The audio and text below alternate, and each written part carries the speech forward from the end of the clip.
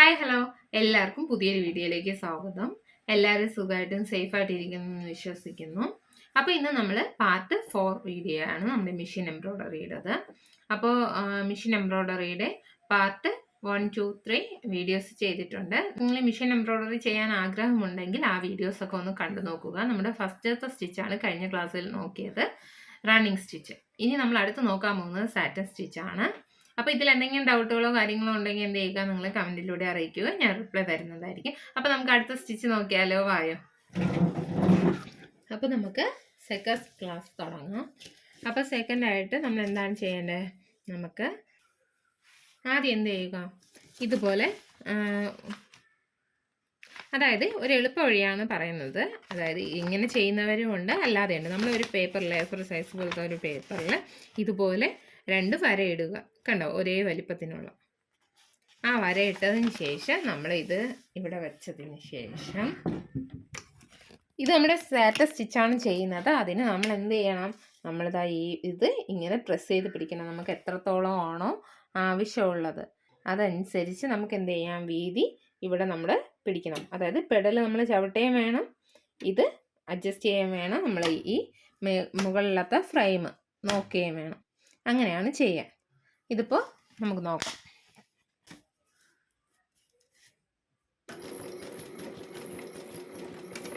കണ്ടോ, ഇതേ വീതിക്ക് നമ്മളിങ്ങനെ ചെയ്ത് നോക്കുക ഒരു പേപ്പർ വെച്ചിട്ട്. അപ്പോൾ കുറച്ചുകൂടി നമുക്ക് നൂലൊന്നും ഇടാതെ ആകുമ്പോൾ കുറച്ചുകൂടി ഒന്ന് വഴങ്ങി വരും.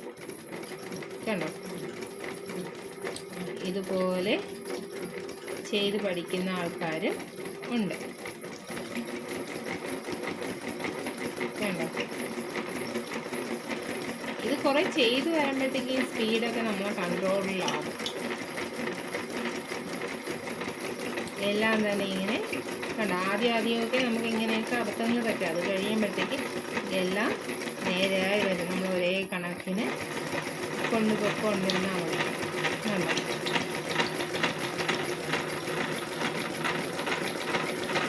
ആ നീളത്തിനൊക്കെ തന്നെ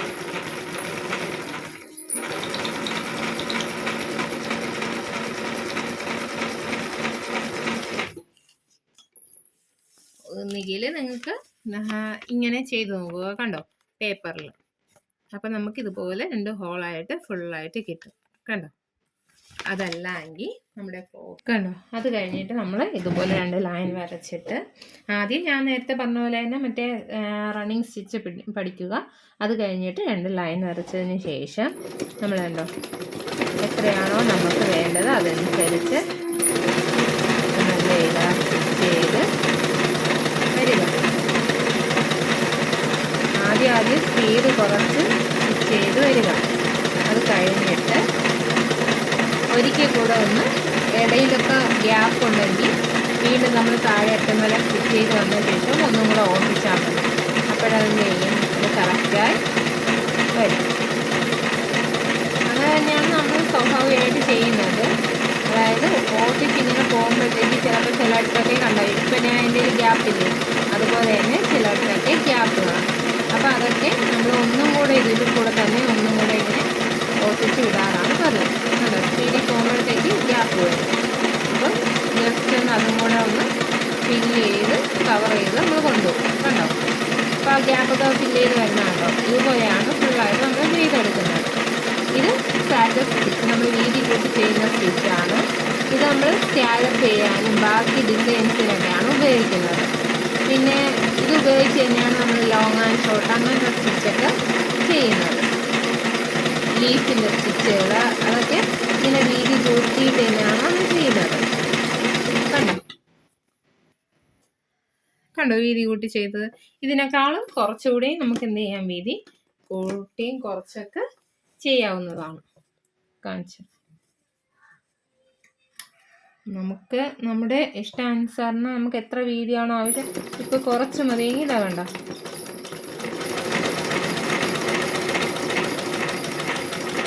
ആദ്യം ജസ്റ്റ് ഒന്ന് നമ്മൾ ചെയ്ത് വരിക. അപ്പം ഇങ്ങനെ വരുമ്പോഴത്തേക്ക് നമ്മൾ എന്ത് ചെയ്യുക, താഴെ അറ്റം വരെ വന്നതിന് ശേഷം ഒന്നും കൂടെ അതേ വീതിക്ക് തന്നെ എന്ത് ചെയ്യുക, സ്റ്റിച്ച് ചെയ്ത് പോയാൽ മതി. കണ്ടോ, അടുപ്പിച്ച് പോകുമ്പോഴത്തേക്ക് അതെന്ത് ചെയ്യും, സൈഡിൽ ഓട്ടിച്ച് വന്നതുകൊണ്ടാണ് അങ്ങനെ സ്റ്റിച്ച് ചെയ്യുന്നത്. ഒരേ കണക്കിന് പോകുമ്പോൾ ജസ്റ്റ് ഒന്ന് അത് ബാക്കിലോട്ടാക്കിയാൽ മതി. സ്റ്റിച്ച് വന്നില്ലെങ്കിൽ, സ്റ്റിച്ച് അഥവാ വീണിട്ടില്ലെങ്കിൽ ജസ്റ്റ് ഒന്നത് റിട്ടേൺ ആക്കിയാൽ മതി. അപ്പോൾ അതിൽ സ്റ്റിച്ച് വീണോ. ഇതെല്ലാം നമ്മുടെ പ്രാക്ടീസ് അനുസരിച്ചാണ് എന്ത് ചെയ്യുന്നത്, ഇതൊക്കെ നമുക്ക് കൈവഴങ്ങി വരുന്നത്.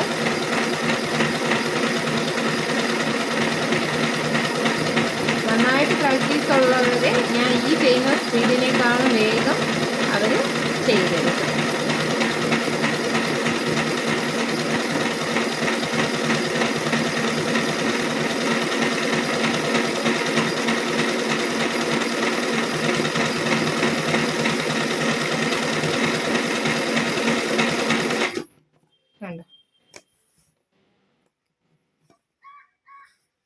ഇത് കൂടാതെ സ്കാലപ്പ് ചെയ്യാൻ നമുക്ക് എത്ര വീതിയാണോ വേണ്ടത്, അത് നമുക്ക് എത്ര വീതിയാണോ വേണ്ടത് അതനുസരിച്ച് പെടല് നീക്കിയതിന് ശേഷം ഞാൻ ഇപ്പോൾ ഇതാ കണ്ടോ ഒരു 1.5 കൊടുത്തു, 1 ഇത് കൊടുത്തു. അതിന് ശേഷം ഇതാ ഈ കാണുന്ന ഇതിൽ ജസ്റ്റ് ഒന്ന് ടൈറ്റാക്കി വയ്ക്കുക. എന്നിട്ട് നമ്മുടെ കാല് പിന്നെ നമ്മൾ ഇത് പ്രസ് ചെയ്യേണ്ട ആവശ്യമില്ല. അത് ടൈറ്റ് നമുക്ക് എത്രയാണോ വീതി വേണ്ടത് അതനുസരിച്ച് ഇരിപ്പുണ്ട്. ഇനി നമ്മൾ സ്റ്റിച്ച് ചെയ്താൽ മാത്രം മതി. സ്കാലപ്പിന് നമ്മൾ ഈ കാണിച്ചിരിക്കുന്നത് പോലെ തന്നെ ജസ്റ്റ് ഒന്ന് ഫ്രെയിം ചരിച്ചതിന് ശേഷം നമ്മൾ സ്റ്റിച്ച് ചെയ്ത് തുടങ്ങുകയാണ് ചെയ്യുന്നത്. നമുക്ക് പിന്നെ അവിടെ കറക്റ്റ് അളവ് ലോക്ക് ചെയ്ത് വെച്ചിരിക്കുന്നതുകൊണ്ട് വലിയ പാടില്ല. നമുക്ക് അഡ്ജസ്റ്റ് ചെയ്ത് ഇതൊന്ന് നീക്കി അതിൻ്റെ ഷേപ്പിനനുസരിച്ച് കൊണ്ടുവന്നാൽ മാത്രം മതി. അത് കഴിഞ്ഞിട്ട് നമ്മളിതെല്ലാം സ്റ്റിച്ച് ചെയ്ത് കഴിഞ്ഞ ശേഷം നമുക്ക് ബാലൻസ് തുണി എന്ത് ചെയ്യാം, കട്ട് ചെയ്ത് കളയുകയും ചെയ്യാം ആ സ്കാലപ്പിൻ്റെ കണക്കിന് തന്നെ. അപ്പോൾ ഇതുപോലെ നമുക്ക് ഈസി ആയിട്ട് ചെയ്തെടുക്കാൻ പറ്റും. ഈ സ്കാലപ്പ് വർക്കൊക്കെ വരുന്നത് ഒന്നുകിൽ ഷോളിൽ അല്ലെങ്കിൽ സ്ലീവിൽ, ടോപ്പിൻ്റെ താഴ്വശത്ത്, അങ്ങനെയൊക്കെയാണ് ഈ സ്കാലപ്പ് വർക്ക് വരുന്നത്. നമ്മുടെ ആരി വർക്കിലൊക്കെ ചെയ്യൂലേ സ്കാലപ്പ്. ഇപ്പോൾ നമ്മൾ സ്കാലപ്പ് ചെയ്യണമെങ്കിൽ ഇപ്പോൾ ഒരു ഷോളിലോ സാരിയിലോ സ്കാലപ്പ് ചെയ്യണമെങ്കിൽ വേറൊരു തുണിയായിട്ട് അറ്റാച്ച് ചെയ്തതിന് ശേഷമായിരിക്കണം നമ്മൾ സ്കാലപ്പ് ചെയ്യേണ്ടത്. എങ്കിലേ നമുക്ക് ഫ്രെയിമിൽ ആ ക്ലോത്ത് ഫിക്സ് ചെയ്യാൻ പറ്റുള്ളൂ. കാണാത്തവരുണ്ടെങ്കിൽ കണ്ടു നോക്കുക. മുൻ വീഡിയോസിൽ നമ്മുടെ സ്കാലപ്പിനെ പറ്റിയുള്ള വീഡിയോസ് ഇട്ടിട്ടുണ്ട്. മിഷൻ എംബ്രോയ്ഡറി കൂടാതെ നമ്മുടെ ആരി വർക്കിൻ്റെ ക്ലാസ്സുകൾ ഇട്ടിട്ടുണ്ട് കേട്ടോ. ഫസ്റ്റ് 2, 3 എന്നൊക്കെ പറഞ്ഞിട്ട് ആദ്യമായിട്ട് നമുക്ക് എങ്ങനെയാണ് ആരി വർക്ക് സ്റ്റാർട്ട് ചെയ്യുന്നത് അങ്ങനത്തെ വീഡിയോസൊക്കെ ഇട്ടിട്ടുണ്ട്. കാണാത്തവരുണ്ടെങ്കിൽ കണ്ടു നോക്കുക, നിങ്ങൾക്ക് ഇൻട്രസ്റ്റ് ഉണ്ടെങ്കിൽ.